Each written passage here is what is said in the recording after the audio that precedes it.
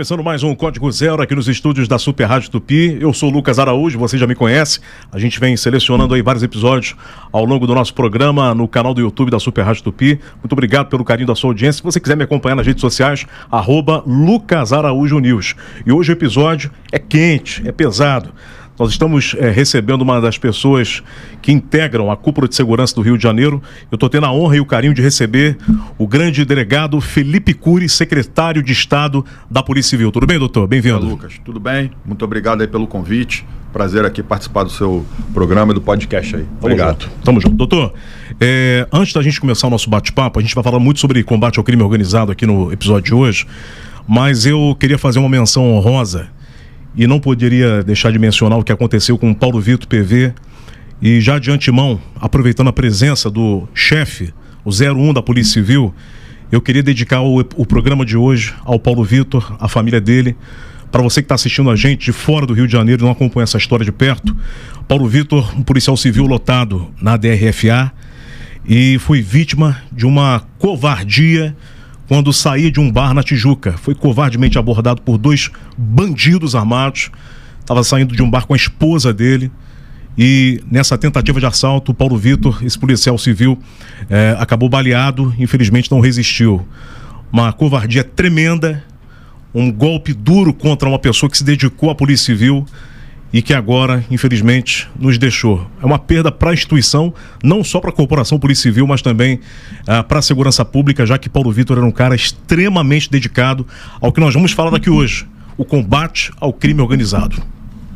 Doutor, a gente tem acompanhado de perto as operações que a Polícia Civil vem fazendo, mas antes da gente entrar no nosso tema, eu queria que o senhor contasse para a gente um pouco da tua história, porque eu acabei de citar o caso do Paulo Vitor, mas a sua história de vida principalmente, ela se assemelha com a história de milhares de cariocas que viveram a dor do latrocínio, que é ver um parente, uma pessoa que a gente ama, vítima da violência aqui no Rio de Janeiro. Como é que foi essa história com seu pai?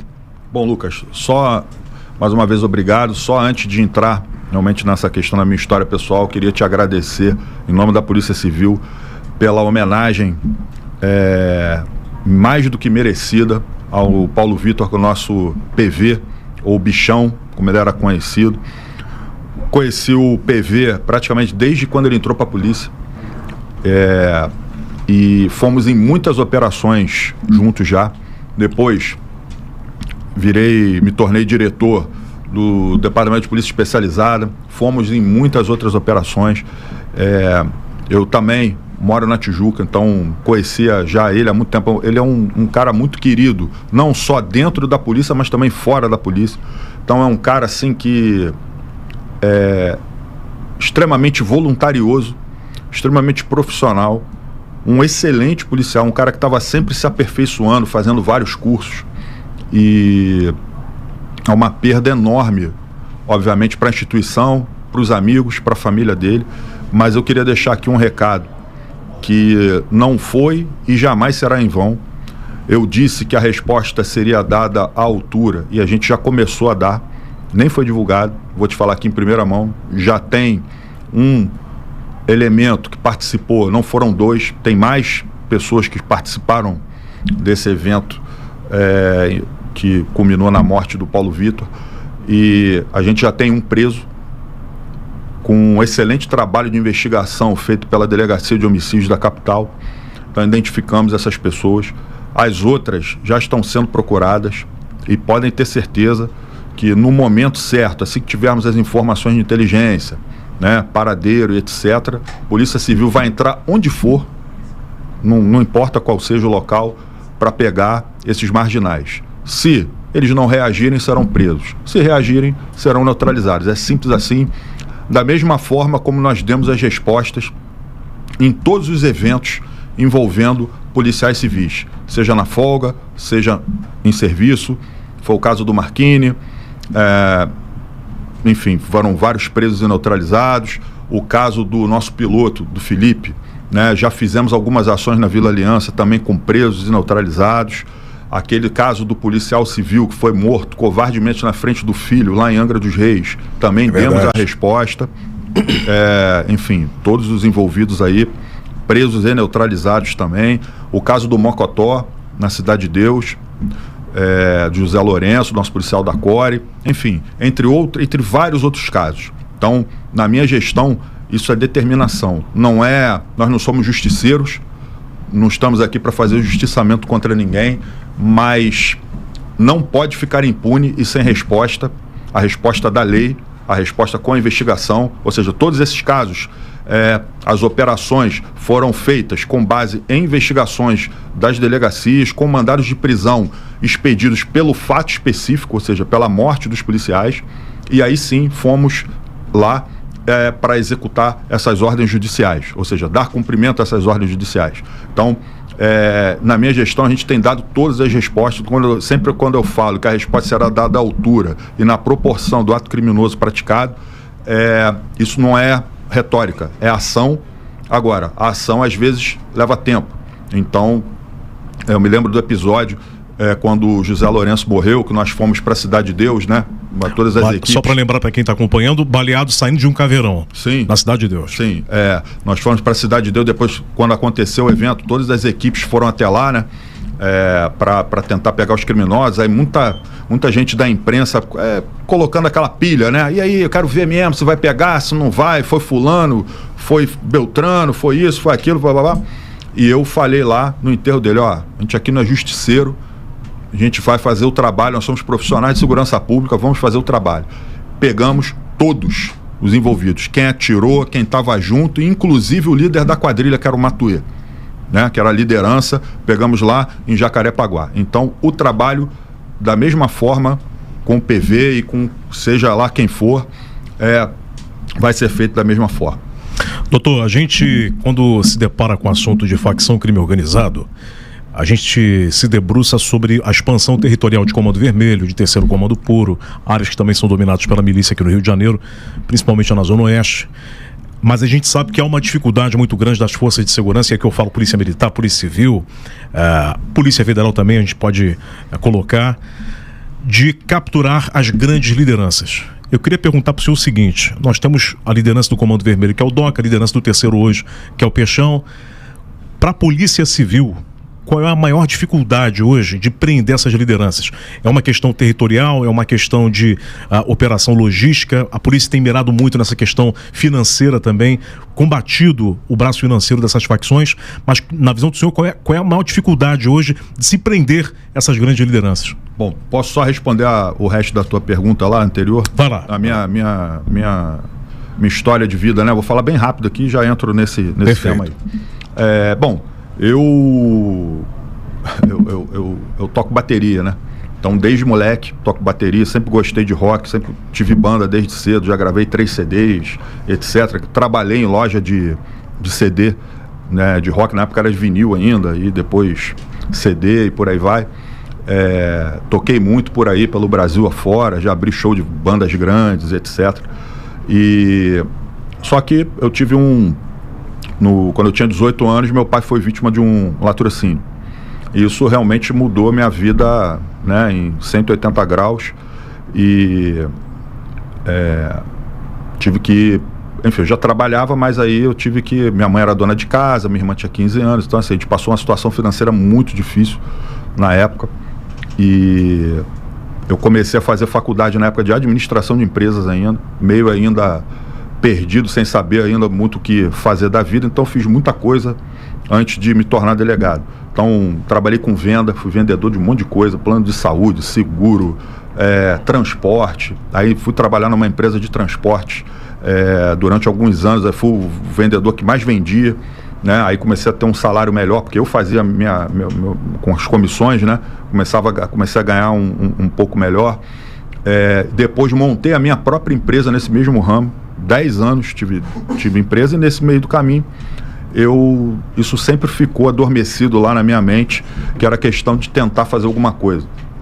Claro que eu sou um grãozinho de areia no meio do deserto, mas eu procurei tentar contribuir para melhorar, ou para tentar melhorar um pouco essa questão da segurança pública. E aí fiz direito para me tornar delegado. Sim. E isso com muito esforço, né? Trabalhando com filho pequeno e tal, já era casado, casei muito cedo, então, enfim, mas consegui ali com muito esforço, né, fazer faculdade, passar no concurso.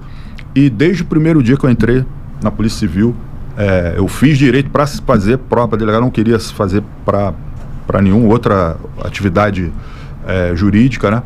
Então, desde o primeiro dia que eu já entrei querendo trabalhar. Então, passei por várias delegacias distritais como plantonista, depois como delegado assistente, depois como delegado titular, aí fui subindo, delegacias especializadas, depois diretor de especializada, diretor da Baixada, subsecretário operacional, diretor de homicídios, enfim, até que vim parar aqui como a convite do governador Cláudio Castro, como secretário de Estado de Polícia Civil. Então, para mim é uma grande honra, é uma grande responsabilidade também, mas desde o meu primeiro dia na polícia até hoje, eu sempre procuro fazer o melhor. E aí é o que eu falo, o ladrão é a pior raça que existe.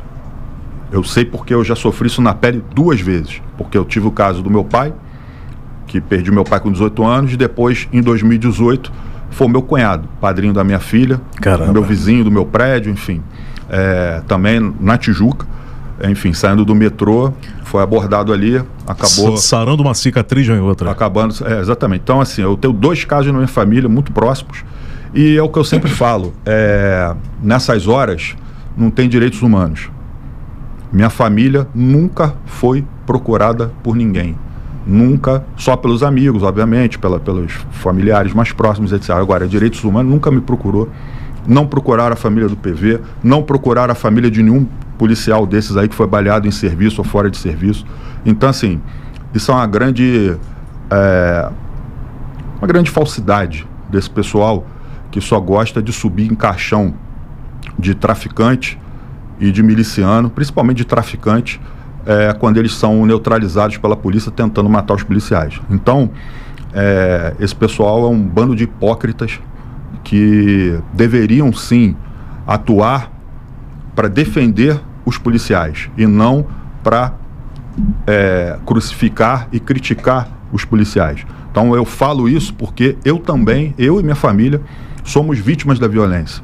Então tudo isso me motivou realmente a entrar para a polícia e tentar fazer o melhor. Então, assim, temos os nossos problemas, temos as nossas dificuldades, temos as nossas carências, temos as nossas mazelas, mas independentemente disso tudo, é o que eu falo, eu tenho muito orgulho de ser delegado de polícia da melhor polícia civil do Brasil.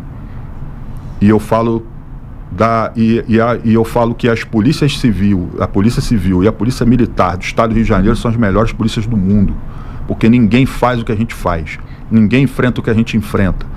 O que a gente enfrenta aqui no Rio de Janeiro é uma criminalidade de alta intensidade, é uma guerra irregular, criminosos fortemente armados com armas de guerra, fuzis .50, .30, granadas defensivas que a polícia não pode usar, eles usam contra a gente, e dominando o território, oprimindo o morador, enfim, causando pânico na população por conta dessas disputas territoriais, e é isso que a gente vem combatendo. Só que, infelizmente, nós temos uma situação, como eu falei, de guerra irregular, com uma legislação penal e processual penal completamente obsoleta e desconectada da realidade.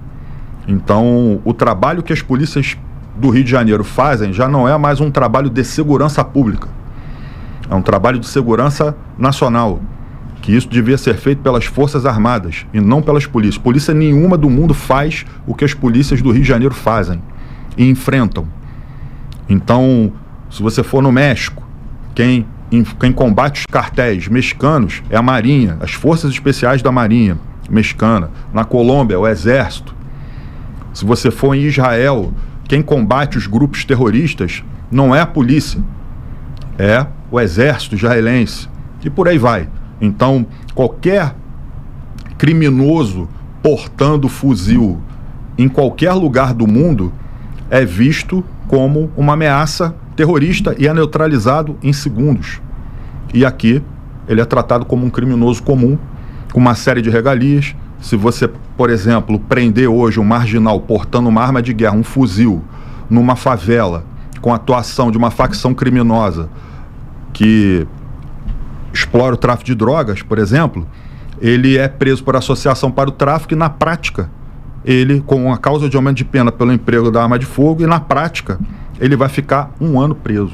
Tem uns que saem até na audiência de custódia, né? Pois é. Então, e aí esse retrabalho sem fim que as polícias aqui têm é que acabam colocando a população em risco e também os próprios policiais em risco. E aí, já indo na resposta aí para a tua pergunta com relação às lideranças, né? Peixão, Doca, seja lá o que for. Olha só, a liderança, é claro que é importante a gente tirar essas lideranças de circulação.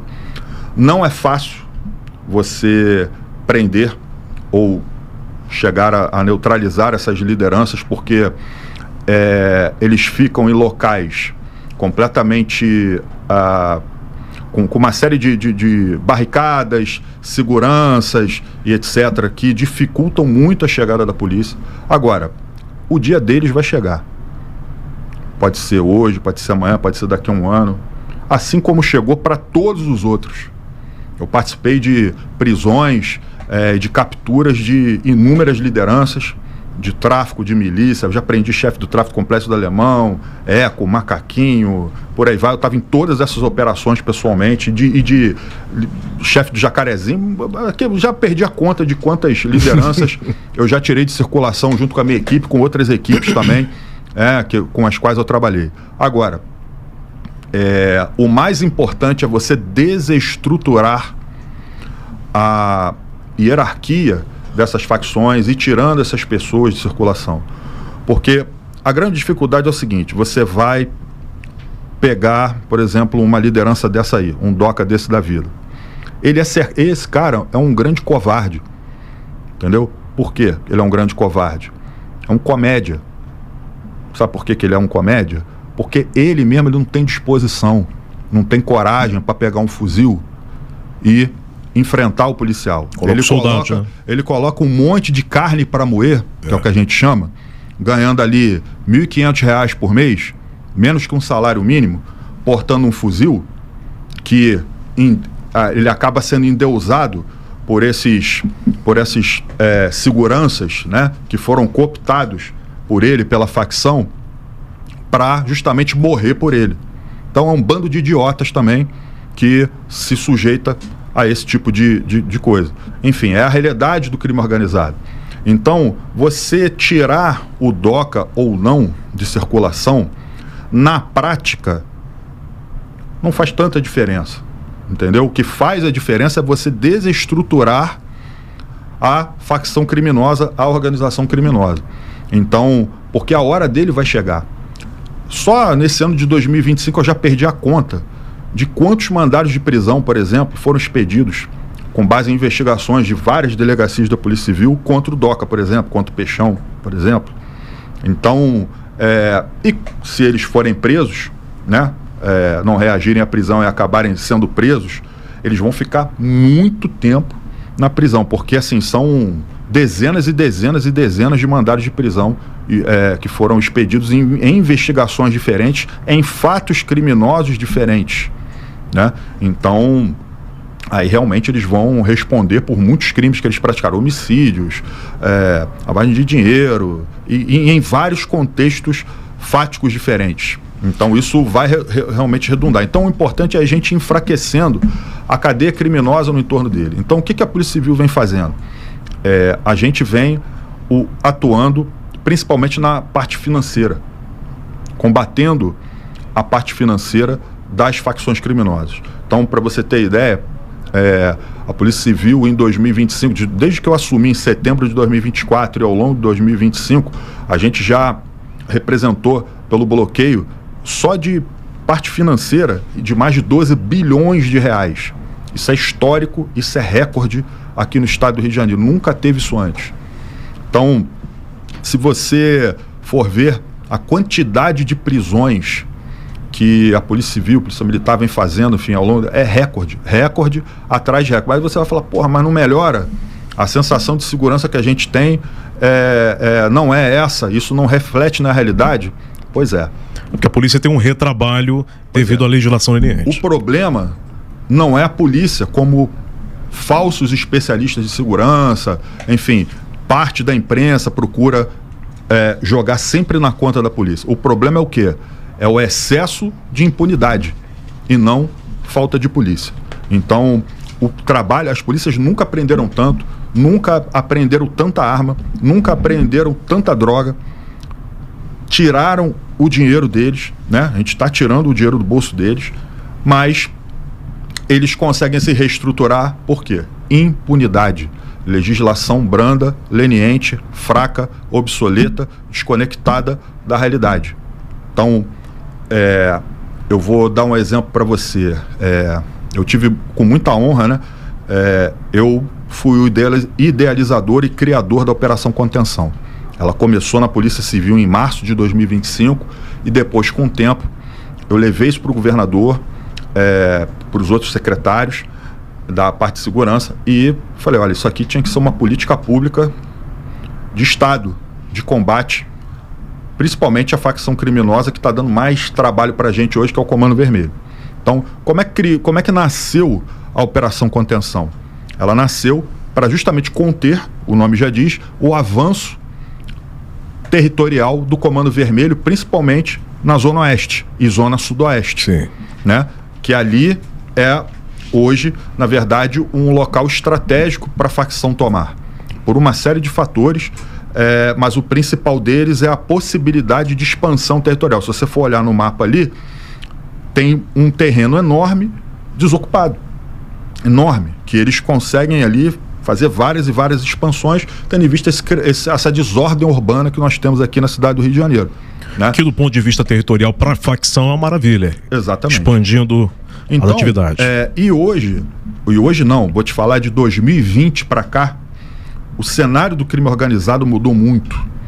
Né? Depois das restrições e limitações das operações policiais, as facções criminosas que exploram o tráfico de drogas tiveram a sacada de fazer a mesma coisa que a milícia fazia.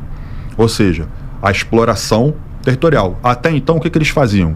Vendiam droga e fomentavam os roubos. Principalmente o quê? Roubo de veículo, roubo de carga. Aqui no Rio de Janeiro, cerca de 80% dos roubos de veículo e 90% dos roubos de carga são praticados por integrantes das facções criminosas que exploram o tráfico de drogas, principalmente o Comando Vermelho e o TCP, Terceiro Comando Puro. Então, você não tem aqui quadrilhas especializadas nesse tipo de crime. Você tem pessoas faccionadas que são especializadas nessa prática de crime. Por exemplo, o cara que corta o carro, o cara que clona o carro, o cara que troca o carro por droga, por arma, o cara que faz o transbordo da carga roubada para uma determinada favela, dependendo do tipo da carga, se for um grande complexo, né, de comunidade, a carga já tem liquidez imediata dentro da própria comunidade, ou dependendo do tipo de carga, ele já leva para ali como um ponto de transbordo e depois escoa para o receptador. Então, essa é a realidade do Rio de Janeiro. Até então, até 2020, eles viviam disso. Depois, eles tiveram a grande sacada que foi o quê? A exploração econômica territorial. E por isso que o Comando Vermelho vem com essa sanha expansionista, né, de dominar territórios, de conquistar novos territórios, porque o território hoje é o quê? Dinheiro, grana, receita, né, para a facção. Então, é o que eu falo, nem todo mundo usa droga. Nem todo mundo é viciado em cocaína, crack, claro, maconha. Mas todo mundo usa internet. Todo mundo usa água. Todo mundo usa o gás. Todo mundo usa energia elétrica. Todo mundo tem que morar em algum lugar. Construção, exploração do território com construções irregulares. Todo mundo tem que se locomover. Transporte alternativo. Então, eles viram isso um grande negócio e passaram também a explorar. Então, hoje a droga representa cerca de 10 a 15% só do faturamento dessas facções. O resto vem com roubo, principalmente, e a exploração econômica do território. Por isso que a gente idealizou a Operação Contenção para conter essa sanha expansionista e, quando começou só com a Polícia Civil, a gente fez uma série de ações, principalmente combatendo, visando a asfixia financeira da facção. E eu já te falei, desde que começou a Operação Contenção, que foi em março, até agora, final de 25, a gente já pediu bloqueio de 12 bilhões de reais. A gente tem muitas outras coisas no forno aí, que a gente está esperando as decisões judiciais para fazer também, e isso vem incomodando muito a facção criminosa. Quando a gente bate nesse tentáculo do crime organizado, das facções criminosas aqui do Rio de Janeiro, a gente percebe a presença do Comando Vermelho dentro da LERJ. Aqui a gente gosta muito de bastidor, tá? De história de bastidor.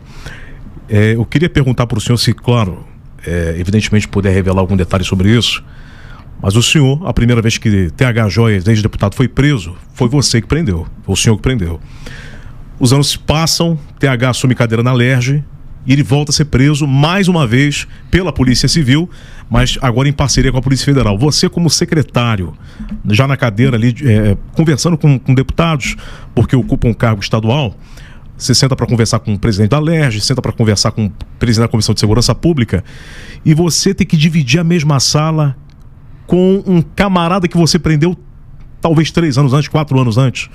Como é que era essa sensação? O que você vivia na pele ali? Eu sei que esse cara deve. Então, ele nunca me enganou. Eu prendi o TH Joias. O nome dele é Tiago Raimundo dos Santos Silva. Me lembro até hoje, porque fui eu que fiz a investigação e eu que relatei o inquérito e eu que pedi a prisão dele. E eu, com a minha equipe, que fomos lá prendê-lo em 2017. Eu não me lembro agora o mês, foi mais ou menos no meio do ano, assim. Na época eu era titular da DECOD, atual DRE, né? Delegacia de Repressão Entorpecente, e o TH, juntamente com outro elemento, que era conhecido como Parrudo, eles cooptavam mal os policiais para obter informações privilegiadas de operações policiais. E as nossas operações, todas estavam dando errado, tudo batendo na trave, enfim. E eu comecei a desconfiar do que estava acontecendo, começamos a investigar e a gente foi na origem dos vazamentos. E aí identificamos o TH, esse Parrudo, mais alguns outros elementos e mais 2 policiais civis que foram presos e demitidos nessa investigação. Eles foram condenados, o TH, por exemplo, corrupção ativa, associação para o tráfico de drogas, tráfico de armas, porque ele vendia desde essa época. Sim. No telefone dele ele vendia fuzil, carregador, munição, uma série de coisas, droga também. Ele intermediava isso e ele tinha esse acesso às facções criminosas pelo fato dele fazer aquelas joias. Sim. Horríveis, né? Que esses traficantes gostam de usar, aquela coisa bem cafona. Eu acho brega demais. Né? Bem feia, mas enfim, tem gosto para tudo. É verdade. E aí ele fazia isso, então ele tinha acesso a essas comunidades. E aí ele começou a vender, entre aspas, essas facilidades. A gente descobriu, desmantelou esse esquema criminoso e ele foi condenado a quase 15 anos de prisão, condenado mesmo. E ele estava recorrendo. Você estava ainda não ter o trânsito em julgado. Quando eu assumi como secretário de Polícia Civil, eu lembro de um evento, logo no final de 2024, que houve uma formatura de policiais civis novos, né, que estavam tomando posse, e um evento muito grande, com milhares de familiares, de policiais, etc. E ele foi nesse evento, e eu cheguei pro cerimonial e eu falei assim, olha, eu não quero que ele fique lá no palco com a gente. E aí... Falou pro cerimonial? Falei pro cerimonial. Eles acataram a ordem? Não, e aí só que o cerimonial falou, pô, a gente não pode impedir porque tem outros deputados aqui. É porque ele estava no mandato, né? Ele era deputado, estava como deputado. Ele tá aqui como deputado, como é que eu vou impedir? Ele falou, então tá bom, então você bota ele bem longe de mim.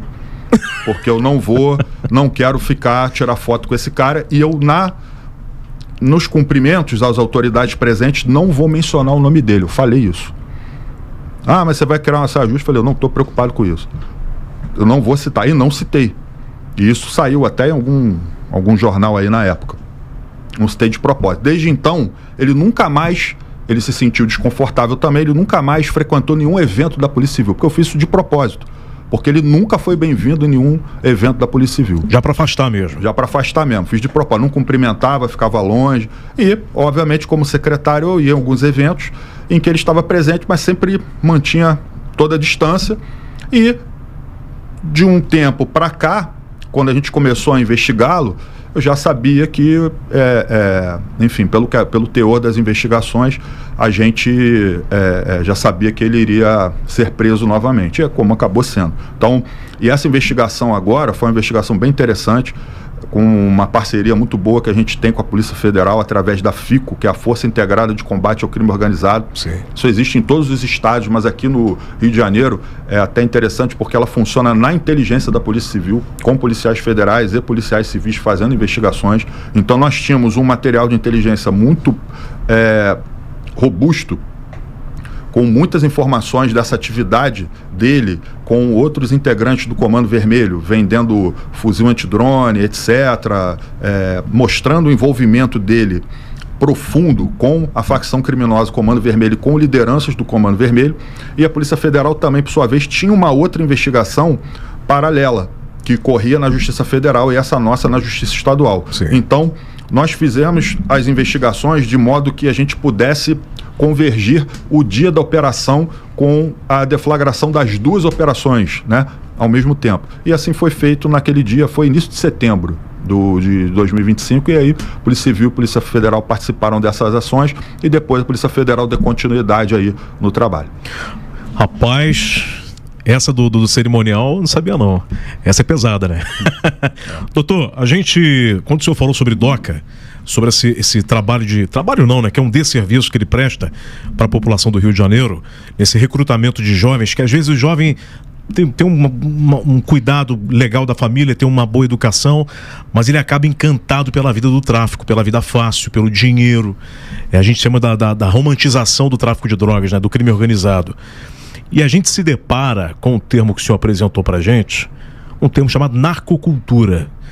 Nós temos um intervalo desde a prisão de um cantor de rap, aí vem a prisão de outro cantor, e aqui eu cito o Oruan e o MC Pose. Não cabe a mim fazer julgamento nenhum, quem prende a polícia, quem julga é a justiça, mas é impossível a gente não mencionar esses dois casos que foram casos emblemáticos.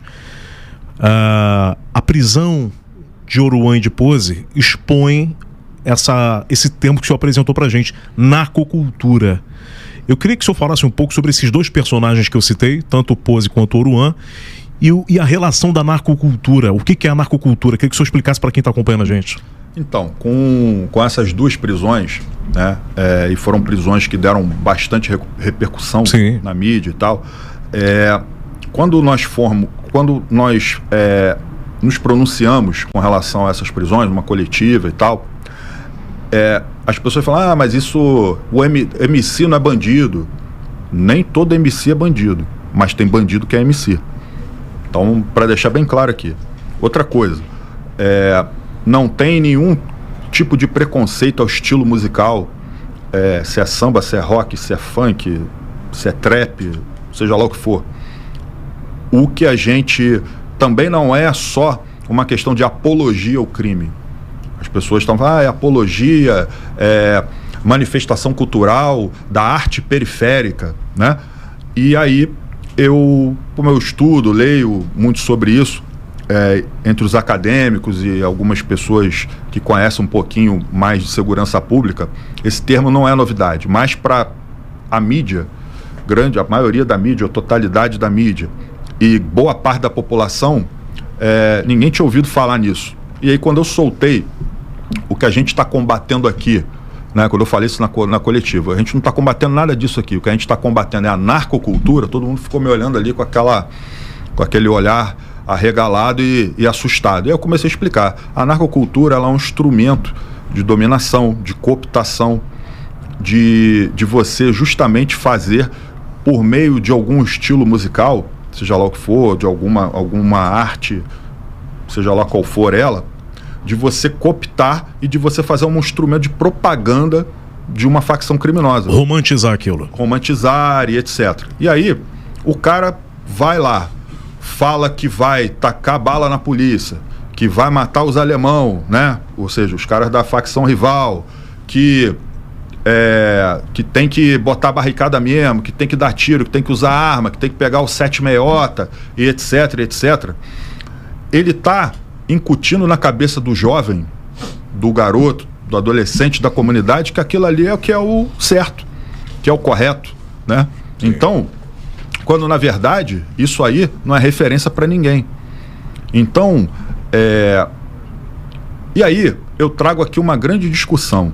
Então a gente combateu isso, mostrou que na verdade era uma coisa muito maior. Isso aí depois foi objeto de várias matérias, né, de grandes jornais, etc., trazendo o tema realmente à tona. Eu até fui convidado para participar de um livro sobre narcocultura. Eu escrevi um livro que é o genocídio das crianças e dos adolescentes, né, de uma geração de crianças e adolescentes por meio da narcocultura. Então vai sair aí em breve, e justamente para a gente mostrar isso para toda a sociedade.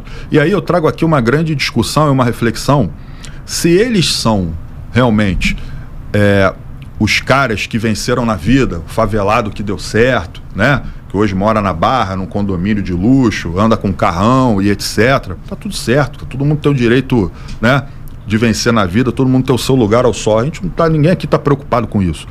Agora, por que então eles não retratam a verdadeira realidade da favela? Vá lá e fala do morador oprimido, extorquido, explorado, que compra o gás, por exemplo, na Rocinha, 3 vezes mais, com preço 3 vezes maior do que o morador de Ipanema, que mora na Vieira Soto. Por que ele não fala, por exemplo, da barricada que impede o direito de ir e vir? Por que ele não fala da filha do morador bonita lá, que é assediada pelo chefe do tráfico da comunidade, e se ela não tiver qualquer tipo de relacionamento com ele, ele vai lá e mata, como a gente já teve aí vários casos, né, que foram veiculados na mídia? Por que eles não falam do morador que é obrigado a comprar o gás, a ter a luz ali, a internet de péssima qualidade, etc., com o traficante, que senão, se ele chegar lá com outro prestador de serviço, ele que não consegue nem entrar, ele morre, e por aí vai. Então, essa é a verdadeira arte periférica, né? A realidade periférica, que não é retratada, por exemplo, por essas duas pessoas aí que você mencionou. Então, e aí vem a narcocultura, que vem essa suposta arte periférica disfarçada, na verdade, de um instrumento de dominação, de cooptação, de propaganda da facção criminosa. Até porque nenhum desses dois fazia shows ou bailes em favelas que não fossem com a atuação do Comando Vermelho, por exemplo. Eles não vão em favela de TCP, eles não vão em área de milícia. Se for, eles morrem. Então, eles são um instrumento de propaganda do Comando Vermelho. E é isso que a gente não vai permitir. Quando o próprio Pose, ele é preso, na audiência de custódia, ele entregam para ele um papel, qual ala que você quer ir? Ele seleciona a ala do Comando Vermelho.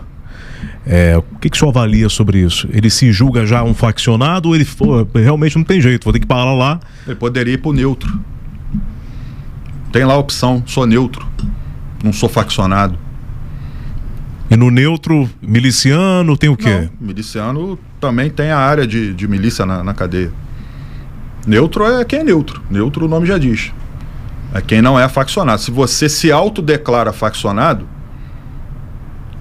e aí a gente entra aqui numa outra discussão. Aqui no Rio de Janeiro, a gente tem um problema sério das saidinhas, né, dos Sim. benefícios. Agora, no final do ano mesmo, no Natal, vários presos receberam os benefícios, e você pode ver que os presos faccionados não voltam. Porra, isso já faz parte do código, entre aspas, de conduta da facção. Se o preso faccionado que recebeu qualquer benefício de liberdade retornar para a cadeia, ele perde toda, assim, a hierarquia que ele tem na facção, uma série de, entre aspas, de benefícios que ele tem na facção ali, condição e etc. Tá? Então, por isso que eu falo que a gente precisa de uma mudança profunda na legislação, que a nossa legislação, nós temos um sistema falido, que não funciona, que não dá a resposta, que não tem efetividade. E quem paga essa conta, principalmente, é a população e os policiais. que tem um retrabalho sem fim. E a cada vez que o policial vai fazer esse retrabalho, ele se coloca em risco também de vida. Porque a cada abordagem, a cada operação e etc., para recapturar um cara desse, é um risco que ele está se colocando. Então, a gente precisa parar de ficar patinando no meio de um sistema completamente falido e que não entrega a resposta que a população deseja e almeja. Doutor, a gente tem percebido também uma presença muito forte do DGPE, as operações principalmente. A Operação Torniquete foi uma criação sua também, aliás, é uma operação que tem dado muito resultado. Já de antemão, parabéns aqui, porque há 5 anos eu venho cobrindo a Polícia Civil e há 5 anos cobrindo o trabalho da Operação Torniquete, resultados efetivos, prisões importantes, trabalhando em cima justamente do combate ao braço financeiro, ao braço logístico do crime organizado. O time que você montou é um time bastante competente. Pô, a gente tem aí o delegado André Neves chefiando o DGPE. Para quem não sabe, André Neves foi o cara que descobriu o paradeiro do Eco. Foi. Aí você tem Mauro César na DRFA. Pô, o Mauro César era brincadeira, pô. Um dos maiores delegados que tem no Rio de Janeiro, na minha opinião. Sim, sim. Desarme, a equipe do Dr. Luiz Otávio Franco. Pô, o Luiz Otávio Franco é inacreditável, pô. Junta ele, João Pitt, os caras metem cana todo dia. Todo dia. É impressionante, o trabalho da Desarme é impressionante. Sim. A DRE, Moisés Santana, extremamente competente. Aí do lado dele tem um cara chamado Paulo Sabac. Um cara que nasceu na Bahia, foi delegado em Minas Gerais, aí veio pro Rio de Janeiro, virou delegado, passou na prova para delegado e mapeou o Rio de Janeiro todinho, estudou o Rio de Janeiro, não ficou à mercê daquilo que ele aprendeu na Cadepol, naquilo que ele aprendeu já como delegado em Minas Gerais, não. Às vezes conhece o Rio de Janeiro mais do que o próprio carioca, um cara que veio de fora. Então essa equipe que o senhor está montando, que está indo para cima das facções criminosas, do crime organizado... É o Dr. Jefferson também. Dr. Jefferson, não poderia nem assim, tem nomes que eu esqueço aqui, que seria até injusto. Tem vários outros aí, delegados de delegacias distritais também, sim, tem sim. feito um excelente trabalho, tem um pessoal muito bom. E o senhor, quando montou essa equipe, reuniu o time. Quando o senhor monta o time, qual o recado que você dá para eles? Olha, a gente tem que mirar tal ala do crime organizado. A orientação para seguir é essa. Como é que foi essa conversa com esses delegados? Bom, a gente já está aí mais ou menos há 1 ano e meio, né? Na Secretaria de Polícia Civil. Então, e a Polícia Civil, ela passou por um processo de, como é que se diz? De sucateamento, literalmente falando. E que graças ao governador Cláudio Castro a gente vem mudando muito essa realidade para melhor. Então, a Polícia Civil, só na minha gestão, foram cerca de 2.500 policiais novos que ingressaram na instituição, fora um pouco antes também, que acho que mais 800 e pouco. Então a gente recebeu aí cerca de 3.500, 3.600 policiais novos. E isso realmente deu um gás para a gente. A gente chegou a ficar com 7.000 policiais. Hoje a gente está com 10.500 mais ou menos. Não é o ideal, mas já melhorou muito. E aí, conforme eu fui recebendo esses policiais e justamente por eu conhecer, óbvio que a gente tem que colocar policiais nas delegacias distritais, a gente colocou atendimento ao cidadão, que é uma coisa que ainda tem que melhorar muito na Polícia Civil, mas as delegacias distritais cuidam ali do bairro, né, ou do município, mas pela minha história nas delegacias especializadas e por conhecer profundamente o potencial das delegacias especializadas, eu procurei justamente dar uma turbinada em algumas unidades, né, com policiais, com equipamentos, com delegados e etc. Porque eu sei que dali dessas unidades é que vão sair as grandes operações, as grandes apreensões, as grandes investigações, o trabalho mais complexo. Então, quando eu assumi, eu chamei os diretores. A gente tem diretor de polícia da capital, Baixada, interior, né, que são as delegacias distritais. Sim. Mas eu tenho as delegacias de homicídios, que são especializadas, tem a DRACO, tem o nosso departamento de combate à lavagem de dinheiro, que também é uma investigação especializada, e temos o departamento geral de polícia especializada, né? Então eu chamei esses diretores e delegados que trabalham nessas unidades, eu falei o seguinte: olha só, Distrital é para cuidar do seu quintal. É para você dar resposta àquelas demandas locais. Óbvio que se uma distrital fizer um trabalho que dá para você pegar um doca da vida, um peixe, óbvio, vai lá e pega. Estou falando que não é para fazer. Mas o objetivo da distrital é dar atenção às demandas locais. Então, por exemplo, qual é o problema de Copacabana? A gente tem o quê? Muito estelionato contra idoso, furto de celular, etc. Assalto na praia. Então o delegado de Copacabana, ele tem que se concentrar em dar resposta a essas demandas. Qual é, por exemplo, o problema da 22ª DP, na Penha? Roubo de veículo, roubo de carga, entre outras coisas. Então, vai também junto com as especializadas, mas ajuda ali, pelo menos naquela região, na circunscrição dele ali, vai lá e faz o dever de casa. Identifica quem são os marginais que estão roubando ali, que estão praticando roubo de veículo, etc, etc, etc. Sim. E a especializada, eles fazem o quê?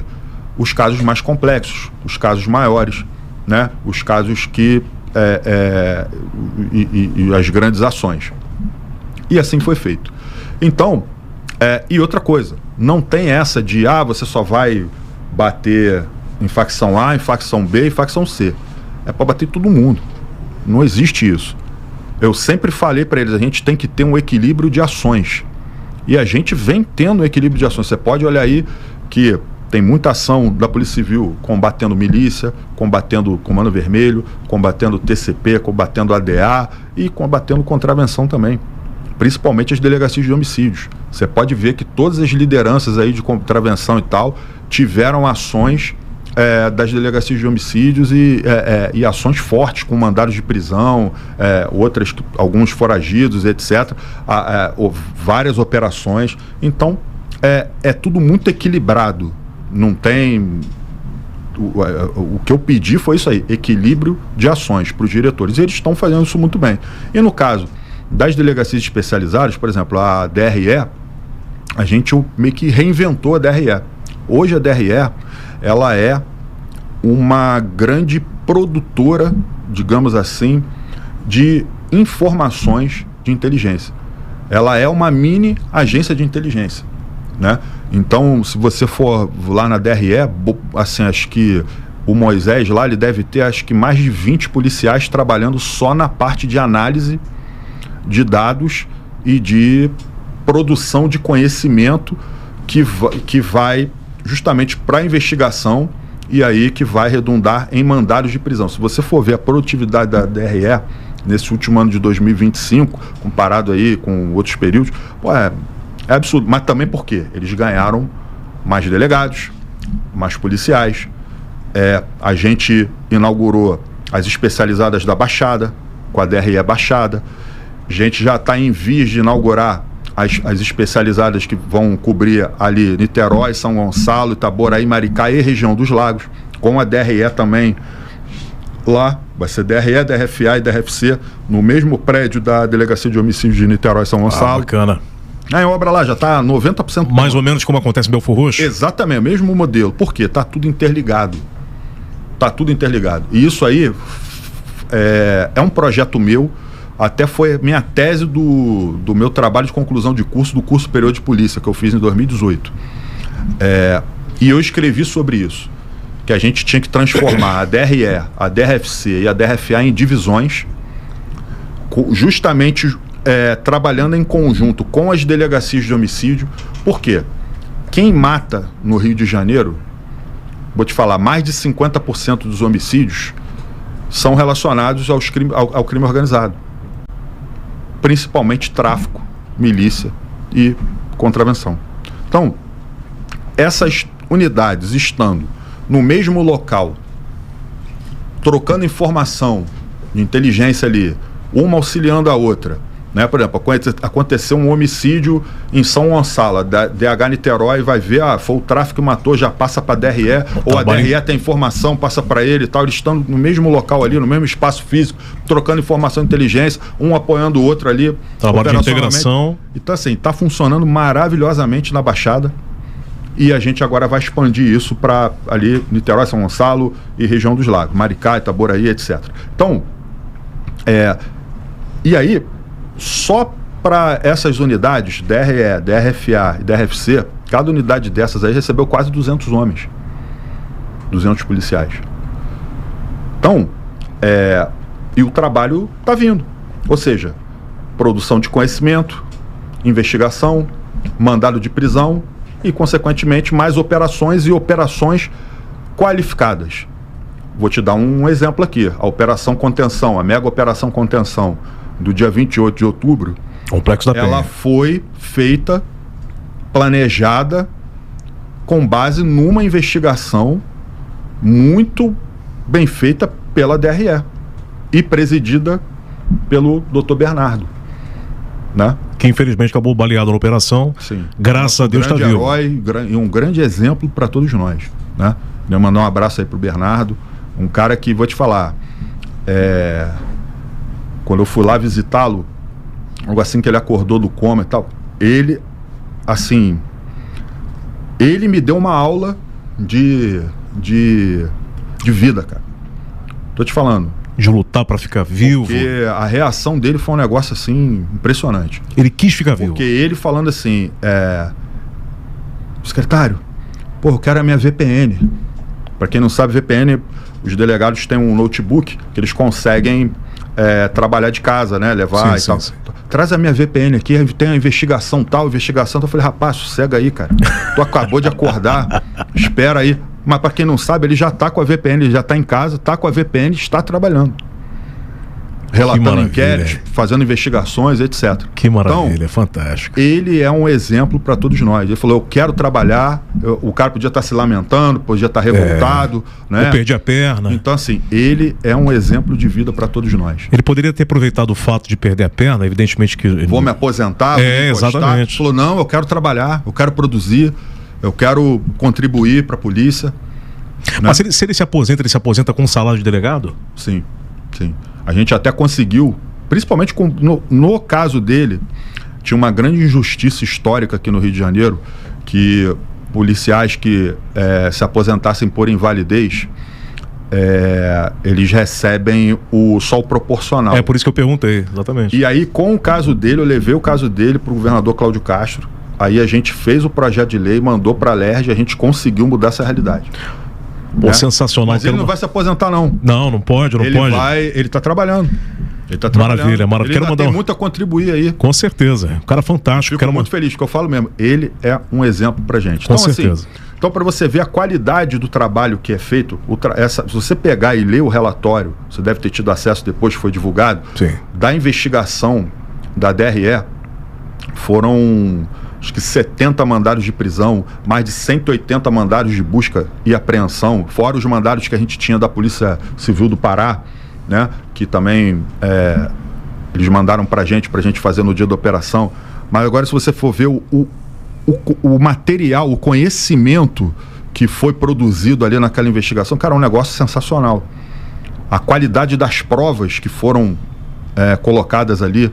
Então, mostra realmente a dinâmica do crime organizado, como o crime organizado é violento, como eles são realmente narcoterroristas. Eles não são uma facção criminosa comum, não são criminosos comuns, eles são, sim, terroristas e devem ser classificados como tal. Esse é um tema polêmico. Para você ter ideia, tem um material de conhecimento ali. Os caras mataram um desafeto e tiraram o cérebro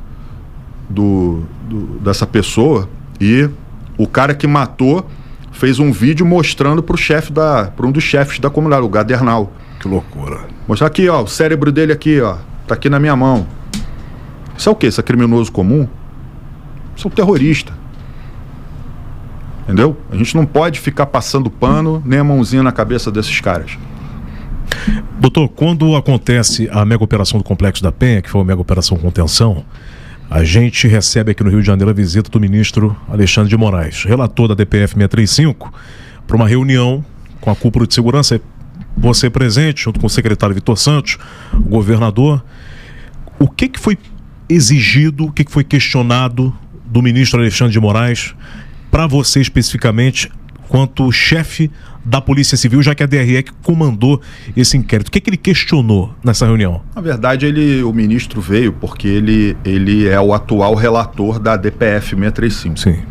Então, ele, tendo em vista, né, o resultado da operação, a grande repercussão que teve, ele entendeu que seria importante vir ao Rio de Janeiro para conversar com os representantes das polícias, do governador. E acho que essa conversa, olho no olho, é muito importante. Claro. É muito importante. E o ministro foi muito cordial, muito tranquilo, ouviu todas as nossas ponderações e basicamente o que eu falei para você aqui, a história da Operação Contenção, eu falei para ele. Falei, ministro, Operação Contenção não se resume a essa operação do Complexo da Penha. Aí contei a história. Fez isso. A gente está visando muito a asfixia financeira. Então, é uma coisa... então, aí ele até se impressionou. Nossa, é isso tudo, já que vocês pediram de bloqueio? Sim.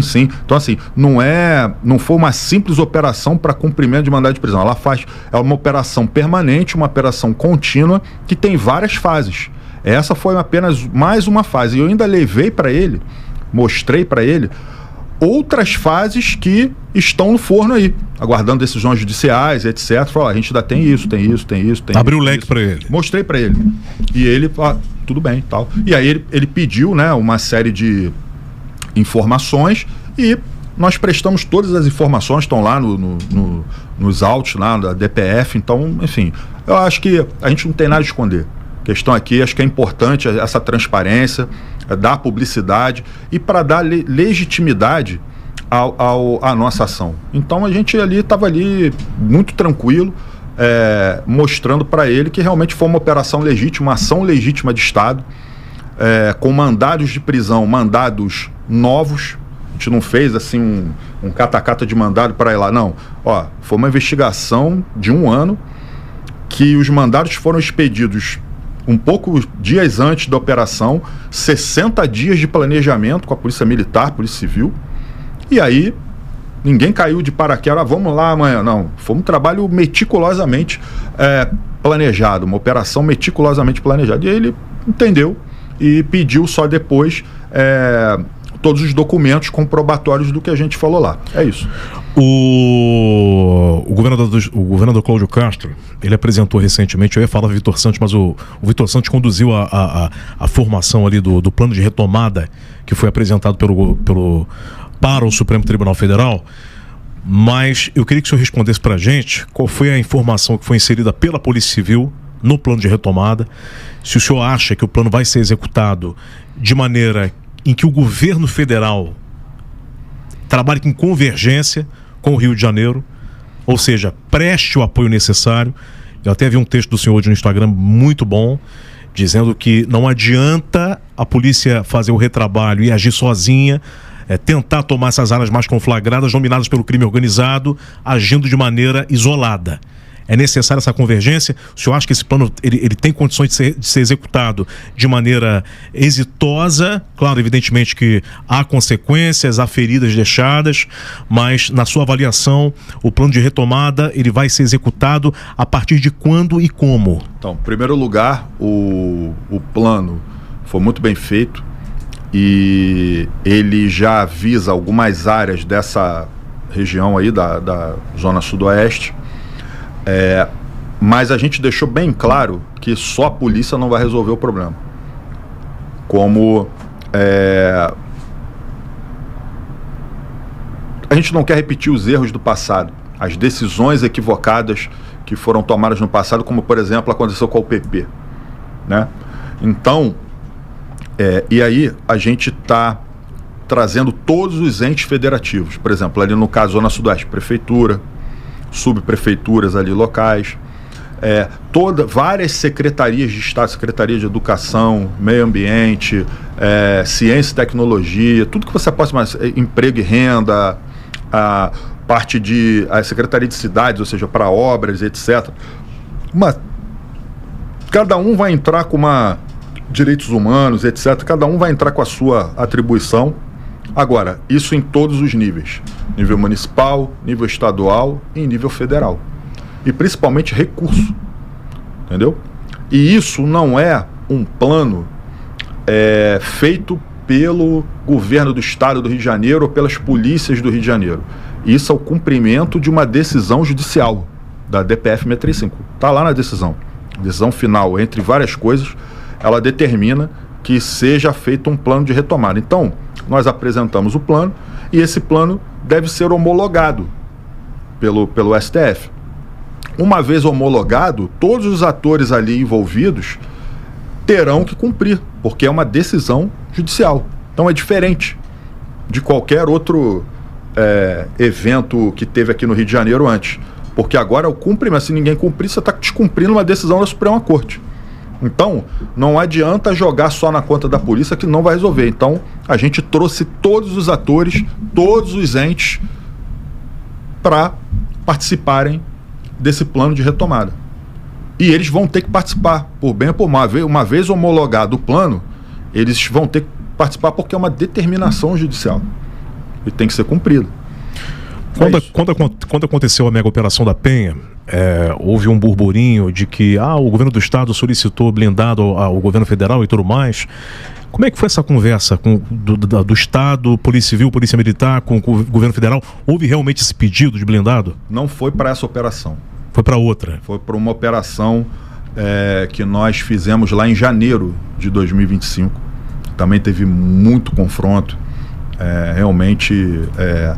E essa foi uma ideia minha, de pedir os clanfs da Marinha. Porque eu participei também da retomada do Complexo do Alemão em 2010. Explica pra gente o que é o clanf, pra quem tá assistindo a gente. É um blindado que ele tem uma... Ele é blindado de esteira e ele consegue passar por cima daquelas barricadas. Ou seja, a área territorial seria essencial para subir morro. Porque qual é o problema hoje? A gente tem barricadas que são verdadeiras obras de engenharia, com vigas de aço da construção civil, são quase intransponíveis. Quando os policiais se aproximam dessas barricadas, eles ainda colocam ali vários pneus ali, eles ateiam fogo, o blindado não consegue passar, você perde ali 2, 3 horas para esfriar aquela barricada, embaixo de bala, embaixo de tiro, os policiais, com um risco enorme de morrer. Os marginais encastelados, né, em estruturas de concreto, com um buraco aberto ali, que são as seteiras, dando tiro colocado em cima dos policiais que estão tentando apagar o fogo ali e abrir aquela barricada. Então você perde nisso aí 2 a 3 horas da operação. Por mais que a gente tenha inteligência, o pessoal também tem mania, né? Os pseudo-especialistas de segurança adoram essa palavra, ela é inteligente, tem que ter inteligência. Todo mundo fala, nossa, você tem que ter inteligência, né? Eu lembrei da pedra agora. A polícia não tem inteligência. Porra, é um bando de idiota que não sabe o que está falando, né? Então, o que mais se tem numa operação dessas é inteligência. Só que esses iluminados não sabem ou não querem saber, né? Ou fingem que não sabem que quanto mais inteligência você tem numa operação em área conflagrada, mais confronto você vai ter. A lógica é inversa. Ou você acha que eu vou chegar lá com um disco voador, sem ninguém me ver, e vou abduzir o alvo lá, o DOCA, por exemplo, e ninguém vai ver. Isso não é filme, não. Isso aqui é realidade de guerra. Então, a lógica é inversa. E é justamente isso. A gente perde ali 2, 3 horas, a gente sabia exatamente onde o DOCA estava, só que para chegar lá, o mundo se acaba. Como se acabou ali naquele dia de confronto. A resistência é enorme. Além dele ter dezenas de seguranças ali, que eu falo que são carne para moer, um bando de idiota que dá a vida para proteger um imbecil desse aí, e ele nem mete a mão, entendeu? Porque não tem coragem, não tem disposição para fazer isso. Ele bota um monte de moleque ali para morrer mesmo, por ele. Eles morrem por ele e ele sai tranquilão. Entendeu? Então, assim, e a gente perde ali 2 a 3 horas para poder transpor aquele obstáculo. Aí, porra, por mais que você tenha informação de inteligência, por mais que você tenha um trabalho estruturado, até você chegar lá, o cara já saiu dali há muito tempo. daquela localidade. Ou seja, ele constrói camadas de poder, de munição, coloca os soldados contra os policiais, vai combatendo essas camadas, vocês vão lutando, subindo a comunidade, avançando com o terreno, e quando chega ao alvo, a situação já é outra, já então, é diferenciada. A lógica é inversa. Então, e é por isso que eu falo, nós hoje temos uma situação de guerra irregular, com leis comuns. Como é que um soldado se porta na guerra? O soldado vai para a guerra, o oponente dele, né, que está ali resistindo, o soldado neutraliza e acabou, ele vai embora. Ele não se preocupa com o cara que está ali. O policial não. O policial tem que parar, segurar ali, pegar o armamento, não deixar que ninguém pegue o armamento do cara, porque senão ele vira um jovem cheio de sonhos, né? Que queria ser jogador de futebol, queria ser astronauta, queria ser sei lá o quê, né? Aparece de cueca, né? Lá, como se fosse um inocente, como aconteceu na Operação Contenção, né? E então o policial tem que pegar toda a materialidade daquilo para provar, porque aí se for necessário, se for possível fazer a perícia de local, mostrar como foi toda a dinâmica do confronto. Na situação de guerra não tem esse nome. Você elimina o seu oponente e vai embora, você não quer saber. Ou seja, uma outra realidade. É uma outra realidade completamente diferente. Então, por isso que eu falo que a situação enfrentada aqui no Rio de Janeiro não é mais de crime comum, e sim uma situação de guerra, de segurança nacional. A gente está na reta final do nosso bate-papo aqui no Código Zero. A gente está recebendo hoje o secretário de Estado da Polícia Civil, delegado Felipe Cury, uma pessoa que traz para a gente uma competência e os bastidores muito importantes aqui da segurança pública no Rio de Janeiro. Eu quero te convidar a assistir outros episódios do Código Zero, aqui no canal do YouTube da Super Rádio Tupi, no Spotify, no Apple Podcast, no Amazon Music. Doutor, reta final do nosso bate-papo. A gente está vivendo hoje uma coisa que a gente não via em tempos atrás, que é o envolvimento de prefeituras com o trabalho integrado com a Polícia Civil e com a Polícia Militar. Por exemplo, Belfor Roxo, tem lá o prefeito Márcio Canela, que agora está batendo de frente pesado com os bandidos daquela região. Recentemente, inclusive, ele teria sido ameaçado pelo tráfico de drogas. Como é que se vê o envolvimento das prefeituras nesse trabalho integrado? Há uma convergência, há uma conversa quando uma prefeitura quer retomar um lugar para entrar com algum projeto social?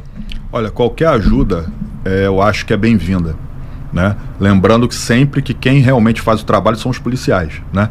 São as polícias. Mas eu acho que a ajuda, a parceria, a integração com as prefeituras é de suma importância. Então, a Polícia Civil tem, e a Polícia Militar também, nós temos aí parcerias e recebemos aí ajuda, por exemplo, RAIS, né? O regime adicional de serviço, como se fosse uma hora extra para o policial. Essa semana mesmo, na segunda-feira, eu assinei um convênio com a Prefeitura de Niterói, que está disponibilizando RAIS para todos os policiais que trabalham ali, da delegacia de homicídios, das delegacias distritais, das DEANs, etc. Isso é muito importante porque ajuda no nosso trabalho. E para o prefeito também é importante porque vai retornar em prestação de segurança pública para o município dele. Então é uma via de mão dupla. Então as prefeituras às vezes ajudam na obra, por exemplo, de uma delegacia, na limpeza, uma série de coisas. Então a gente tem convênios com várias prefeituras aí do estado que sempre nos auxiliam. Então essa parceria é realmente muito importante. Perfeito. Delegado Felipe Cury, é difícil a gente ouvir de pessoas comprometidas com a segurança pública, aquilo que é de fato de verdade interessante para a população. A gente vê alguns governos, evidentemente, que passaram pelo Rio de Janeiro e deixaram algumas marcas negativas, mas a gente vê do senhor uma transparência muito bacana, uma vontade de querer mudar a história do Rio de Janeiro, de querer mudar o cenário da segurança pública, de fato colocando a polícia no fronte contra o crime organizado, contra essa doença chamada tráfico de drogas que vem assolando a população do Rio de Janeiro. Mas eu queria, evidentemente que não poderia deixar de mencionar isso, quando acontece a mega operação no Complexo da Penha, seu nome dá uma hypada. Seu nome vai lá em cima. Felipe Cury, não sei o que, pararapapá, e começa a aparecer em pesquisa eleitoral. Há essa pretensão? O senhor vê, deslumbra alguma coisa? Não vou negar, mas também não vou afirmar. Rapaz, eu nunca tive qualquer pretensão política. Na verdade, eu até sempre fui muito distante de política. Sempre fui técnico ali, né, em toda a minha carreira. Graças a Deus eu passei por vários locais e vários cargos importantes com diferentes secretários. Não porque eu sou... É o que eu falo, meu padrinho é o trabalho. Eu nunca tive padrinho político. Graças a Deus. E não tem até hoje. Então, meu padrinho sempre foi e sempre será o trabalho. E graças a Deus, por eu ser sempre esse lado técnico que eu tive, eu sempre fui convidado para assumir os cargos pelos quais eu passei. E não foi diferente agora no cargo de secretário de Polícia Civil. Então, recebi um convite do governador, foi até uma grande surpresa para mim, agradável, mas não estava nem esperando e graças a Deus a gente está podendo trabalhar. Então, e aí, desde então, eu venho recebendo várias propostas, vários convites e tal. Não vou aqui ser hipócrita, tem muita gente me procurando, mas eu estou sendo bem sincero, eu estou pensando no que eu vou fazer. E qualquer decisão que eu vá tomar, eu tenho que conversar primeiro com o governador Cláudio Castro. Foi ele que me convidou para sentar aqui no cargo de secretário, em dever de lealdade a ele e tal. Se eu for tomar alguma decisão, que eu ainda não tomei, a gente ainda tem uma série de projetos na Polícia Civil que estão em andamento, estão saindo aí, projetos muito importantes para a instituição, que obviamente vão refletir em uma boa prestação de segurança pública para a população. Então eu estou muito focado nisso, mas estou pensando o que eu vou fazer da minha vida também, caso eu decida ir para esse lado aí. Está avaliando a possibilidade? Estou avaliando. Estado ou Brasília? Isso aí, estou avaliando. O que a mente, o que a consciência de te levar? Para mim é tudo muito novo, entendeu? Nunca pensei nisso, então eu tenho que realmente pensar até o último minuto. O último segundo que eu tiver, eu vou pensar para tomar uma decisão. Tá certo. Delegado Felipe Cury falando aqui no Código Zero, dos estúdios da Super Rádio Tupi. Doutor, muito obrigado pela presença. Queria te agradecer mais uma vez pela cordialidade, pela parceria que nós temos aqui com a rádio. A Polícia Civil sempre atendeu as nossas demandas. Quero agradecer aqui o Daniel, ao Yuri, que sempre me atenderam de maneira magistral. Nunca deixei de ser atendido pela assessoria de comunicação. É importante a gente ressaltar isso. Não é porque eles estão aqui, não. Marino me conhece, Yuri me conhece, Daniel me conhece, outras pessoas que passaram pela assessoria de comunicação da polícia me conhecem também, mas nunca deixei de ser atendido por essa equipe que está aqui presente, acompanhando o nosso papo. Aliás, deixo um recado claro para o próximo governador. Time que está ganhando não se mexe. Não sei quem vai ser o próximo governador do Rio de Janeiro, não sei quem vai ser o próximo chefe da Polícia Civil a partir do ano que vem, não sei se o senhor continua, mas se o senhor continuar, já deixo claro isso, que time que está ganhando não se mexe. Doutor, queria que o senhor olhasse para aquela câmera ali e deixasse um recado para quem está acompanhando o senhor, quem acompanhou o nosso bate-papo, e um recado também para a bandidagem aqui do Rio de Janeiro, que está te monitorando aqui no Código Zero, né? Bom, em primeiro lugar, eu agradeço muito o seu convite, né? Uma honra estar aqui, obrigado. É sempre importante um espaço, principalmente agora com a Rádio Tupi, para a gente mostrar o nosso trabalho, mostrar nossas ideias, mostrar o que a gente está fazendo. Então, e para a população do Rio de Janeiro, podem ter certeza que a Polícia Civil vem trabalhando diuturnamente, sempre em defesa de quem precisar, para trazer o melhor prestação de serviço, melhor segurança pública, sempre pensando principalmente na população.